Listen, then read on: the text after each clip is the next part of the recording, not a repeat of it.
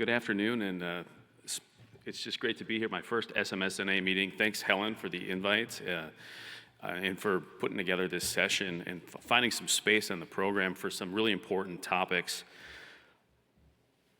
I've spoken on this topic before using the lens of purpose as well as priorities, and I know Phil, I've been following along on Twitter, has already sort of hit that.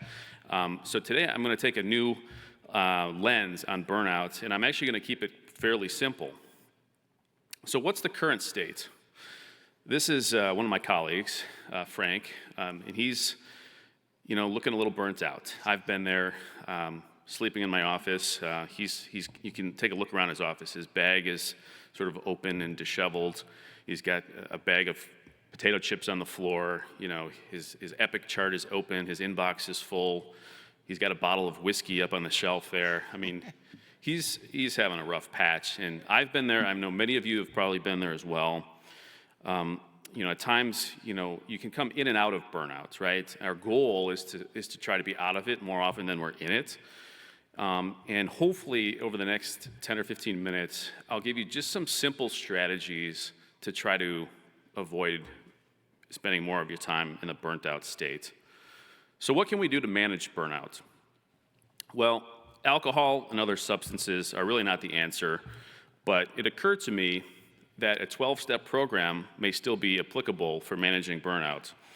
And so I'm going to go through all these 12 steps, borrowing a theme from AA. So step one, have fun. Okay, this is me at about 2 o'clock in the morning. I get to the operating room to put up a stent on a patient that was septic, and I go to get my bouffant, and the box is empty. Now, I could have been upset and mad and angry about it, which I was a little bit, but I decided to turn it into a hat. And we had fun, and I think, having fun at work, it's okay. It's good. It actually is a way that you can manage some of the stressful times that we have and some of the annoying things like not having a hat. So step two, try new things. Now, I'm a urologic oncologist and focus on bladder cancer and prostate cancer, but about 6 or 7 years ago, I had a colleague, a plastic surgeon, approach me about helping with some transgender cases, specifically robotic vaginoplasty. I had not done anything like that in my training, and I said, sure, let's give it a try. I'm in the pelvis all the time. I'm willing to try new things, and this has been really rewarding for me. So it's an opportunity to do something different, to do something new, and to keep your career fresh. So this is just an example for me of how trying something new has helped to reduce my burnout. Step number 3, adopt a beginner's mindset. There's my 11-year-old. You can see her mood t-shirt. She just turned 11 today. And I put this on there also for the Zen master, Dr. Phil, the Zen Buddhism concept of a beginner's mind. And a beginner's mind is really an approach to something with fresh perspective, as if you're seeing it for the first time. And the way my daughter approached this was the first time I took her fishing. She said, "Oh my God, I can't believe you can catch a fish in such a big lake." And that was just amazing for her that she could do this. And you could see her mood was quickly altered by catching that fish. And my approach to that at work was setting up my bladder cancer program at the University of Wisconsin.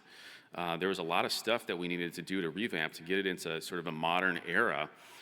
In fact, I even rebranded it and my wife is an artist, and that's my logo at the bottom of the screen there that she sort of designed for our new bladder cancer program.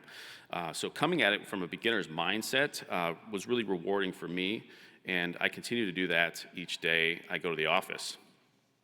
Moving to step 4 is be courageous. So this is a picture of myself with Sally. She's 100 years old in this picture, okay? Looks pretty good. Really good, actually, for 100. And I met her 5 years ago. She showed up in my clinic with muscle-invasive bladder cancer, and we needed to do something to treat that, because she said, "You know what, Dr. Richards, I want to live to be 100. And I said, well, the only way we're going to do that is, we have to do something about your bladder cancer. So the best option for her at that time was a radical cystectomy. And here she is 5 years later at age of 100. It took a lot of courage on behalf of her, but also on me. I took a lot of criticism within my own department for operating on a patient that old. But I think courage, we all do things every day that take a lot of courage. Step 5, laugh loudly. And these are my other daughter has joined the fray here, Sophia and Sydney. And we all, how do you feel after you smile, right? You feel really good, right? Or a really big laugh, right? That just makes makes all the endorphins go and you feel good. And I think that's something that we don't always do on a day in and day out basis. In fact, a good time to laugh is, when you're prepping a patient and you've got to wait 3 minutes for the ChloraPrep to dry. Like that's one of the most, you're just all standing around, does anybody know a good joke? So you've got to have a good joke in your back pocket. For me, it's, what do you call a cow with no legs? Very popular joke in Wisconsin, the dairy state. So I'll give you the punchline later if you don't know it. All right, step 6, make new friends. One of the reasons I'm here, other than Helen, of course, asking me to talk, was to make new friends. And I'm hopefully I'll get to meet a lot of you afterwards. I love coming to meetings like this and mingling. This is Fenwa from Amakinwa, who's a friend of mine. And I think having one of the things that Sally told me, I asked her, what are one of your keys to longevity? And she said meaningful connections with other people was a key for her to live such a rich and fulfilling life. And I think we all should strive to make those meaningful connections, not just with our patients, but with our colleagues and people at work and outside of work. Step 7 of this 12-step program that we're on is to fall and to get back up. And the way I sort of think of this is complications, right? Many of us in this room are surgeons, and we all have complications. I take out bladders for a living, so I have a lot of complications. And it can be demoralizing, right, having a complication. It can be a huge source of burnout. So we all have to come up with strategies within ourselves and within our teams to manage the complications that we face. And having a complication, it's really a part of surgery. It's not a failure. We often feel like we failed when a complication is occurring, but we have to get back up because there are more patients that need us.